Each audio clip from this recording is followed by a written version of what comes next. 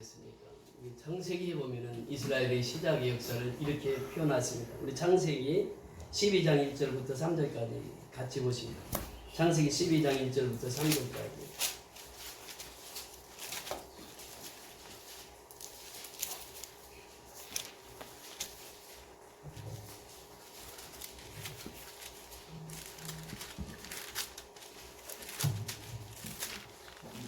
창세기 12장 1절부터 3절까지 다 같이 합독하십니다.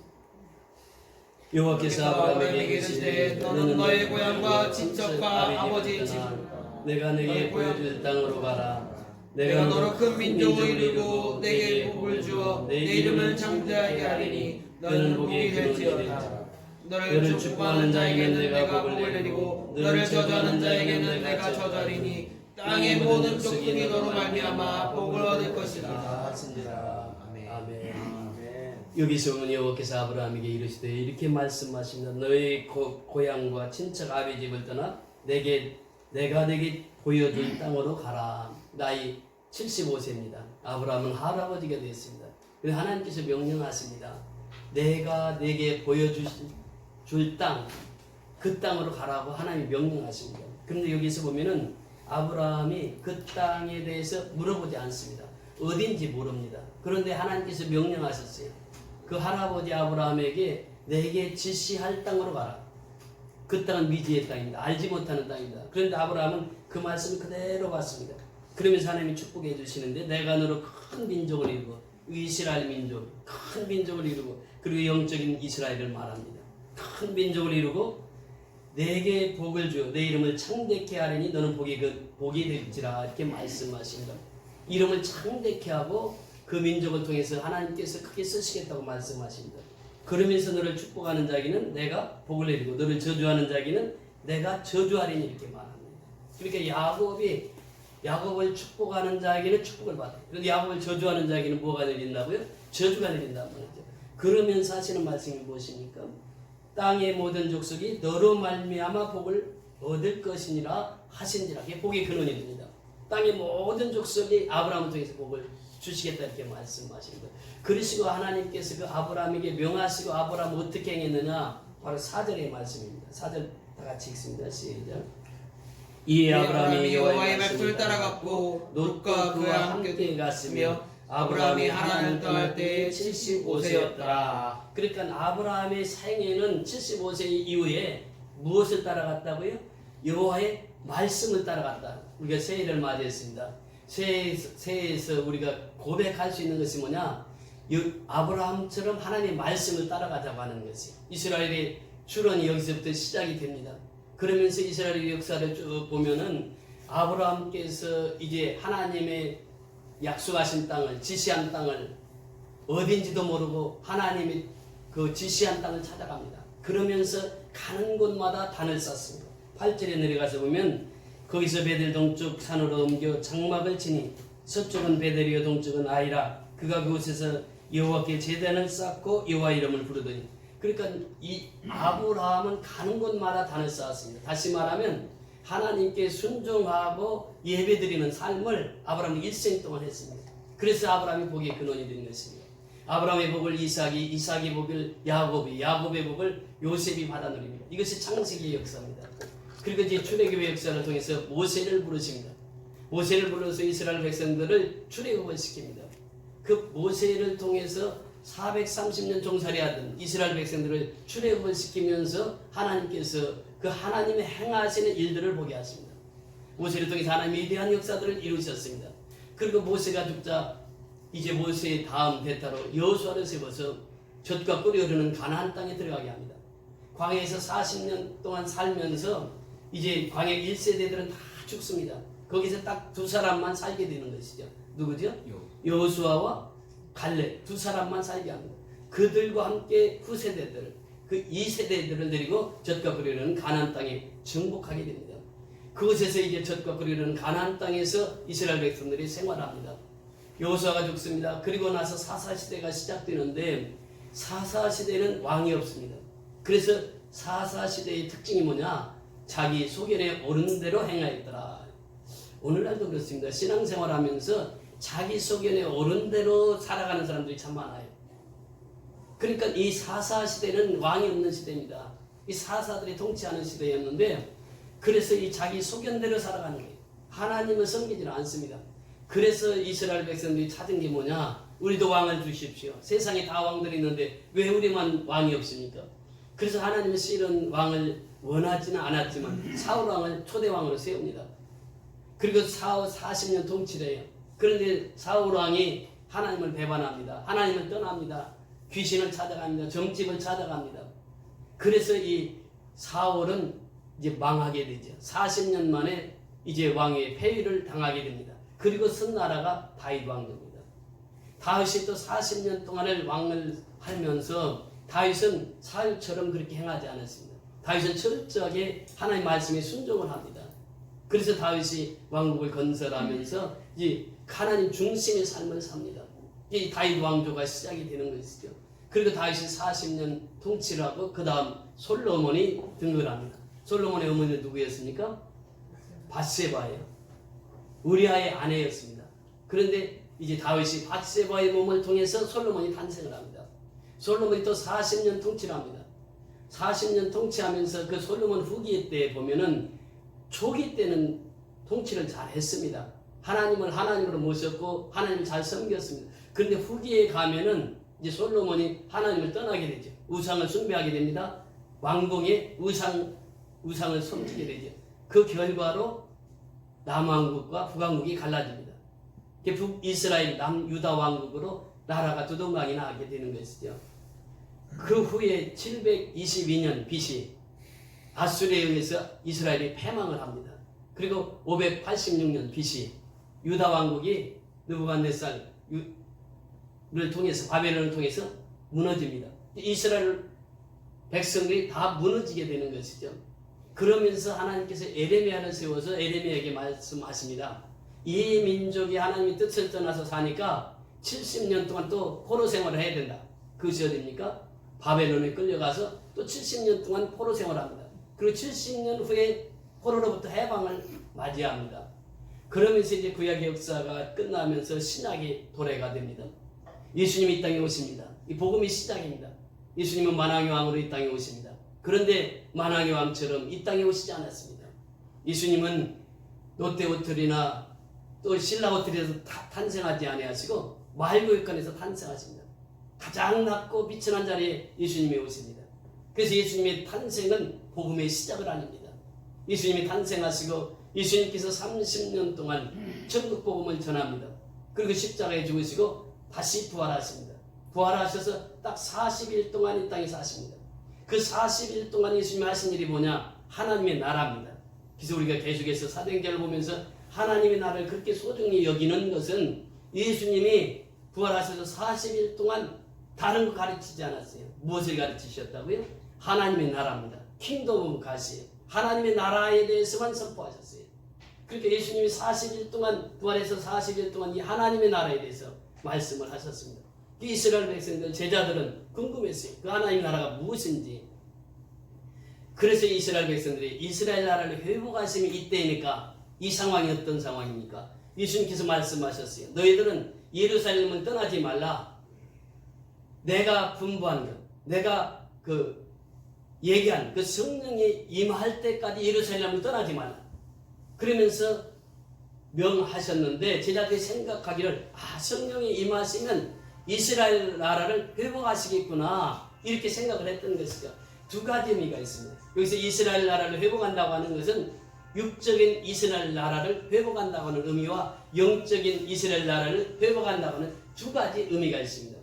자, 육적인 이스라엘 나라 회복이라고 하는 것은 무엇일까요? 그 당시 예수님의 제자들은 너무 핍박이 심했습니다. 너무 많은 핍박을 받고 살았습니다. 예수님이 십자가에 죽자 그 다음에 이제 제자들 찾아다니면서 예수 믿는 사람들 다 잡아서 옥에 가두거나 죽이거나 그런 일을 했습니다. 그 제자들은 몹시 불안해했습니다. 로마 치하에서 살면서 너무 불안했어요. 그래서 그들의 소원이 뭐냐? 이스라엘의 해방입니다. 이스라엘이 언제 회복됩니까? 그래서 예수님에게 질문했던 것이죠. 그런데 예수님께서는 어떤 대답을 하십니까? 그들은 육적인 이스라엘의 회복을 말했지만 예수님의 대답은 영적인 대답입니다. 그러니까 어찌 보면은 동문서답을 하신 거예요. 자 보세요. 오늘 6절을 같이 보십니다. 6절 시작. 그들이 모였을 때에 예수께 여쭈어 이르시되 주께서 이스라엘 나라를 회복하심이 이때이니까 하니 7절 다 같이 읽습니다. 시작. 이르시되 때와 시기는 아버지께서 자기의 권한에 두셨으니 너희가 알 바 아니요. 이스라엘 나라의 회복을 말씀하셨는데 그 하나님의 나라가 이 땅에 다시 오는 것은, 예수님이 다시 재림하는 것은, 그것은 때와 시기는 너희는 알 바 아니다. 그런데 그 시기는 나도 모른다. 예수님이 나도 몰라. 누구만 아신다고요? 아버지만 아신다. 아버지만. 그래서 하나님의 절대 주권을 말하고 있습니다. 여기서 두 가지, 킹덤 오브 갓, 즉 하나님의 나라와 그 다음에 하나님의 절대 주권입니다.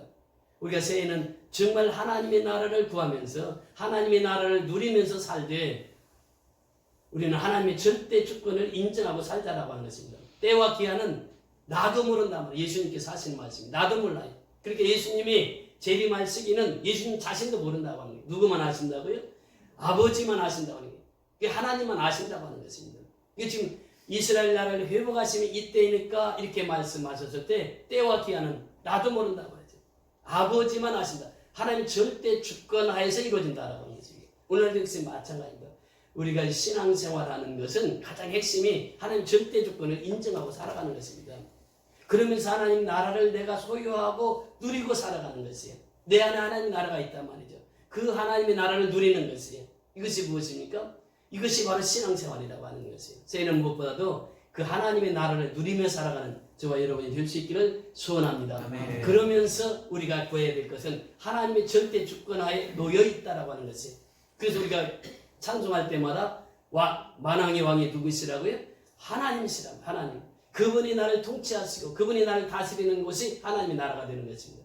그래서 올 한 해는 무엇보다도 하나님 나라를 누리며 살아가는 저와 여러분이 될 수 있기를 소원합니다. 아멘. 오늘 본문을 통해서 우리에게 주시고자 하는 말씀은 바로 그것입니다. 이스라엘 나라를 회복하심이 이때이니까 하니 우리도 육적인 한 대한민국의 역사를 보면 그렇습니다. 우리가 크게 보면은 이제 이 대한민국이라는 역사가 정말 하나님의 손에 이끌림을 받았다고 하는 것을 우리가 알 수 있는 것이 있습니다. 6.25 동란을 겪고 나서 남북한이 갈려집니다. 그때 이승만 박사가 이제 국회 임시의장이 되어가지고 국회에서 재헌국회를 시작을 합니다.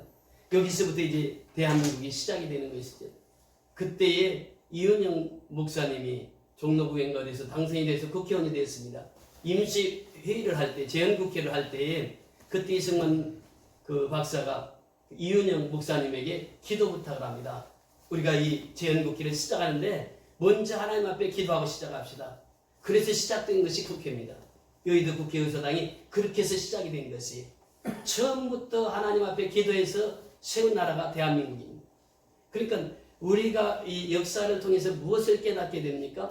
우리의 시작은 기도로부터 시작되었다고 하는 것이에요.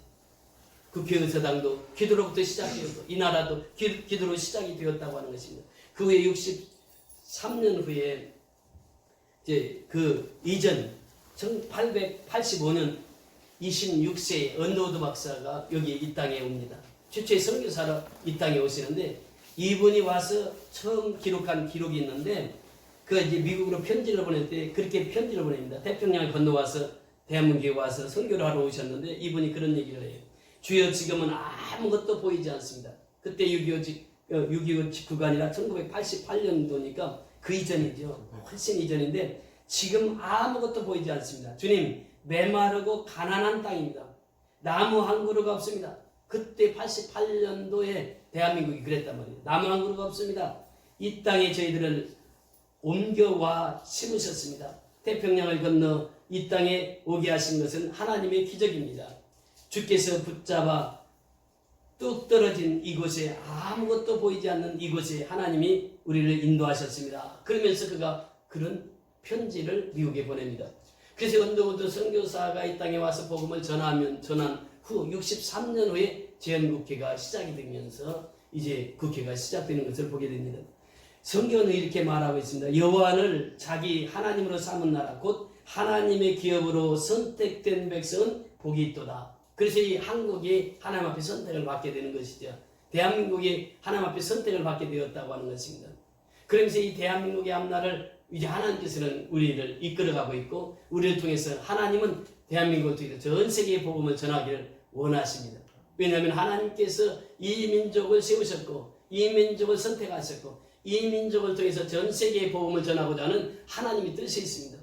그래서 애국가에도 보면 마지막 후렴에 뭐라고 말씀하십니까? 하나님이 보호하사 우리나라 만세라. 지금도 여전합니다. 하나님이 보호하사 우리나라 만세가 된다고 하는 것이에요. 워싱턴 포스트에 보면은 그 자매지로 그 폴린 폴리시라고 하는 외교 정책이라고 하는 잡지가 있는데 거기에서 이제 20년 후에 이 세계가 어떻게 될 것인가를 발표한 적이 있습니다. 그러니까 20년 후가 되면은 세계의 4대 4개 나라가 세계를 이끌어갈 것이다. 그 첫째가 독일이다 이렇게 표현합니다. 두 번째가 미국, 세 번째가 터키, 네 번째가 사우스 코리아, 대한민국이다 이렇게 표현합니다. 그래서 그것을 머리끈자로 따가지고 거치라고 하는 표현을 써요. GUTS.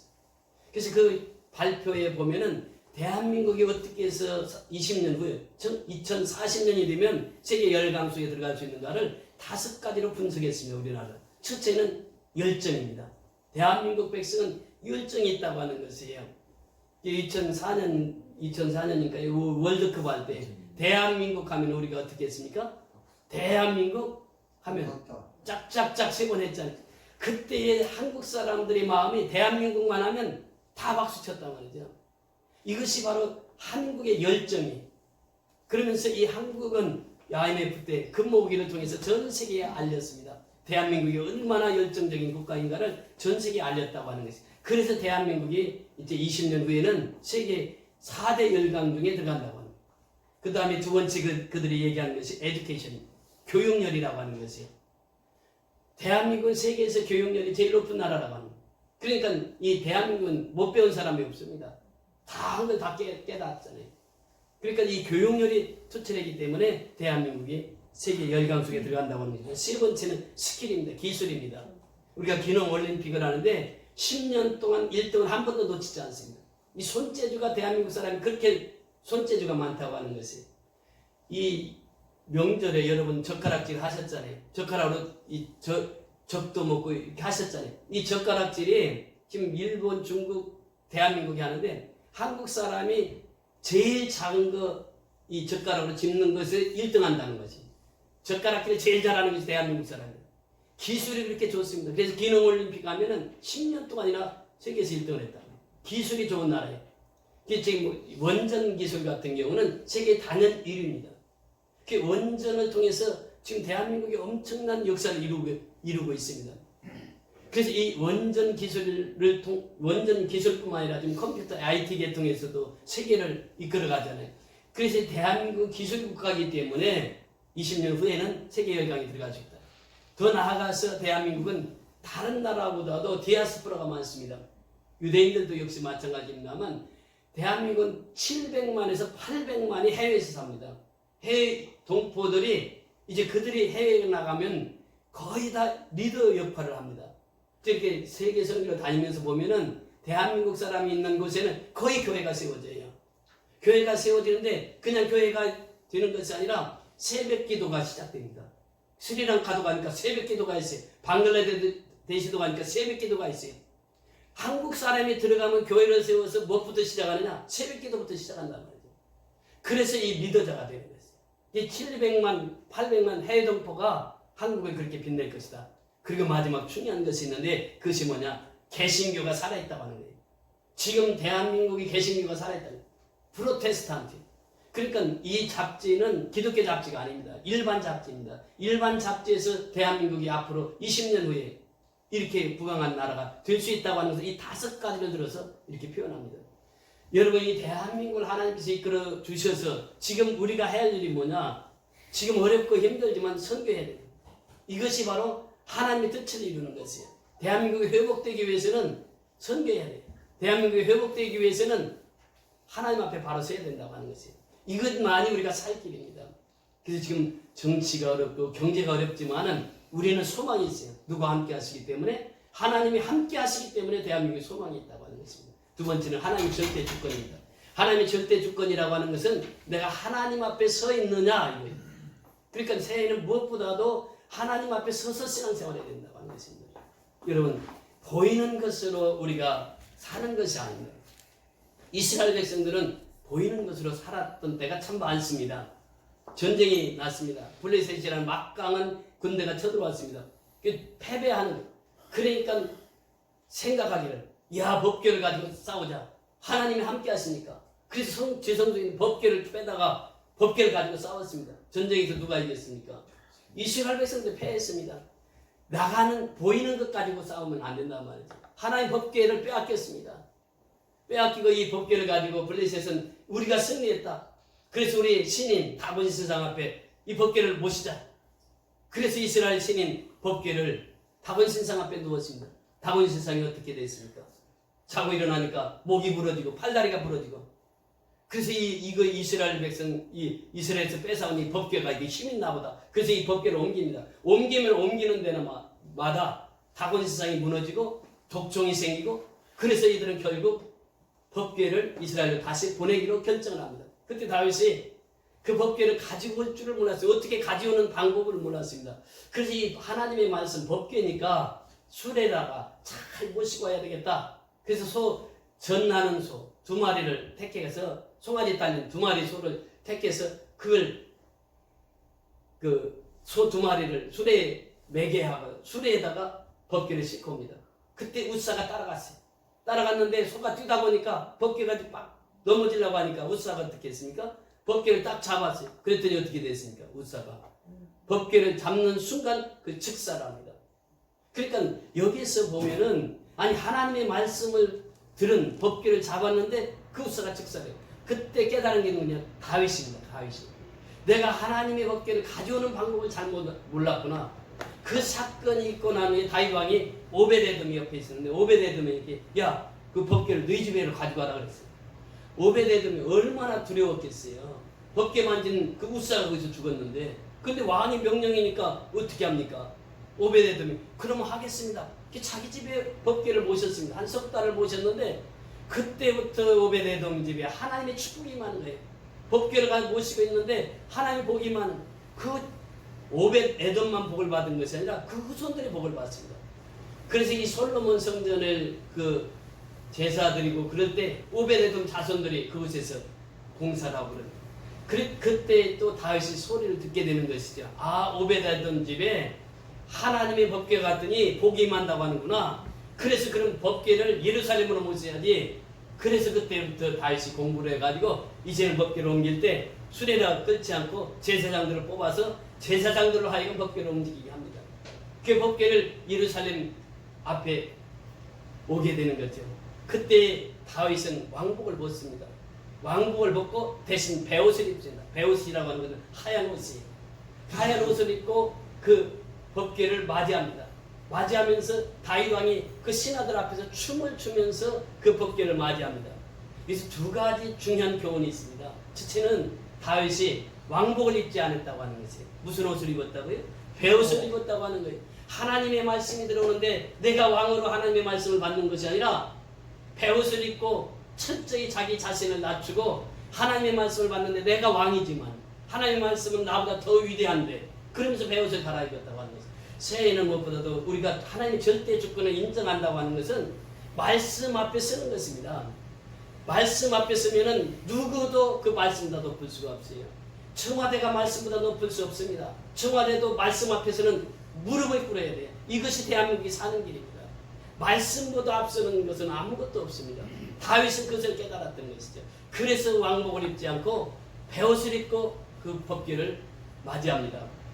그러면서 이 법궤를 입고 이 다윗이 너무 기뻤던 것입니다. 첫 번 1차에는 실패했지만 2차에는 이제 그 법궤를 예루살렘까지 안치를 하게 되니까 너무 기뻐서 춤을 춥니다. 바지가 벗겨지는지도 모르고 춤을 춥니다. 그때 미갈이 창문 틈으로 봅니다. 그리고 이제 다윗이 너무 기뻐서 거기서 축복을 합니다. 이스라엘 온 백성들이 축복을 해요. 축복을 하고 다윗이 이제 가정에 들어갑니다. 가정에 들어가서 가정에 축복을 하러 갔습니다. 그때 미갈이 하는 말이 있습니다. 왕이시여, 당신은 내 앞에서 수치스러운 행동을 했습니다. 어찌 왕이 채통 없이 그 백성들 앞에서 춤을 추다가 바지가 벗겨지는지도 모르고 춤을 추는 그런 왕이 어디가 있습니까 도대체. 여기서 자세히 보면요, 미갈이 한 얘기가 내 앞에서라고 하는 거예요. 미갈은 예배 드리러 나오지도 않았어요. 그 현장에 나오지도 않았어요. 창문 틈으로 보고 있어요. 그러면서 다윗 왕이 들어오니까 내 앞에서 그래. 내 앞에서. 여러분, 하나님 앞에서, 내 앞에서가 이게 신앙의 기준이에요. 그래, 내 앞에서 사는 사람은 신앙생활 하면서도 계속 내 앞에서 살아가는 거예요. 내 앞에서 모든 일을 내 중심으로 살아간다고 하는 것입니다. 미갈이 저주받은 것이 바로 그것입니다. 신앙은 내 앞에서 하는 것이 아니에요. 누구 앞에서? 하나님 앞에서 하는 것. 이게 신앙생활이란 말이에요. 이 하나님의 절대 조건을 인정한다고 하는 것은 하나님 앞에서. 이게 다윗이 미갈에게 한 말이 있습니다. 나는 하나님 앞에서 행했어. 당신은 내 앞에서 이렇게 말하는데, 그래서 사울 왕조가 무너진 거 아니겠습니까? 하면서 다윗이 설명을 하는 거예요. 우리가 10년을 맞이해서 한 해를 살아가면서 내 앞에서 살 것인가, 하나님 앞에서 살 것인가, 우리는 결단을 해야 됩니다. 내 앞에서 사는 사람은 미갈처럼 살아가는 것이에요. 그러나 하나님 앞에서 사는 사람은 다윗처럼 살아가는 것입니다. 다윗의 두 번째 위대성은 바로 하나님 앞에서라고 하는 것입니다. 하나님의 절대 주권이라고 하는 것은 하나님 앞에서의 삶이에요. 그래서 무엇보다도 올 한 해는 말씀을 쫓아 살아가야 될 줄 믿습니다. 아브라함이 승리했던 것도 말씀을 쫓아갔기 때문에 승리했고, 모세가 승리했던 것도 말씀을 쫓아갔기 때문에 승리했고, 다윗이 승리한 것도 말씀을 쫓아갔기 때문에 승리했습니다. 이것이 코람데오라고 합니다. 존 칼빈이 얘기했던 코람데오, 하나님 앞에서의 삶입니다. 그래서 오늘 우리에게 주시는 교훈이 무엇입니까? 이스라엘 나라를 회복하심이 이때이니까 영적으로 육적으로는 우리 그 사건을 다 같이 보아야 됩니다. 영적으로는 우리가 이스라엘을 회복하는 것은 내가 하는 것이 아니라 누가 하는 것이에요? 하나님이 하시는 것이에요. 그래서 이스라엘 회복은 누구도 알 수가 없는 것입니다. 하나님 나라가 다시 예수님이 재림하시는 그 시기는 누구도 알 수 없다고 하는 것이 그 아버지의 주권하에 있는 것입니다. 그래서 우리는 하나님의 나라를 우리 마음속에 모시고 그 하나님의 나라를 누리면서 살되, 우리가 누구 앞에서 살아야 됩니까? 하나님 앞에서 사는, 이게 하나님의 절대 주권을 인정하고 사는 것입니다. 그래서 오늘 본문에 6절 7절을 다 같이 한번 봅니다. 6절 7절 시작. 그들이 모였을 때 예수께 여쭈어 이르되 주께서 이스라엘 나라를 회복하심이 이때이니까 하니 이르시되 때와 시기는 아버지께서 자기 권한에 두셨으니 너희가 알 바 아니요. 그래서 이스라엘 나라 회복, 하나님 나라 회복, 그 다음에 두 번째는 하나님의 절대 권한. 그래서 우리 새해는 무엇보다도 하나님 앞에서 하나님의 절대 조건을 인정하고 나요 하지 말고 하나님 앞에서 이렇게 표현해서 하나님 뜻대로 살아감으로 말미암아 승리하는 저와 여러분이 될 수 있기를 주의 이름으로 축원을 드립니다. 우리 다 같이 일어나셔서